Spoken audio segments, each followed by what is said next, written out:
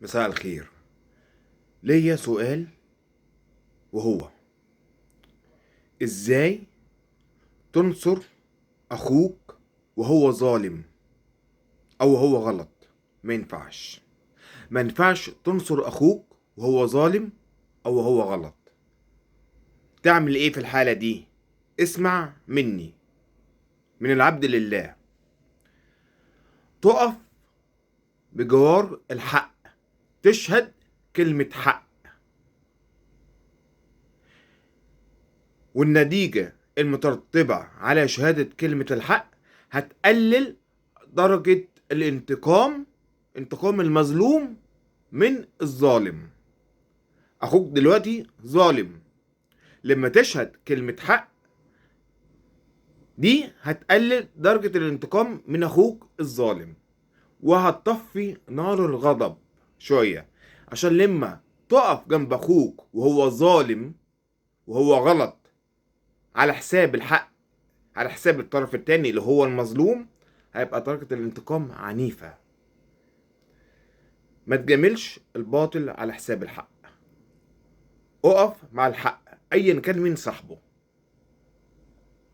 اهم حاجة وقفتك مع الحق. تمام؟ ربنا يكفينا شر الظلم، ولا يجعلنا من القوم الظالمين، وينصرنا على من عادانا، ويرزقنا بناس تشهد كلمة الحق، عشان ممكن نبقى احنا مكان المظلوم ده. تمام؟ ربنا موجود، وفي قانون عادل محترم بيوقف الناس عن حدها، وكل واحد ليه تاريخ. بس اهم حاجة تراجع التاريخ بتاعك. ليه؟ عشان ممكن بيبقى في نقطة سودة تشوه بياض تاريخك ويأثر عليك. لكن الحمد لله ربنا موجود، وفي ناس محترمة موجودين بدافعوا عن عباد الله سبحانه وتعالى.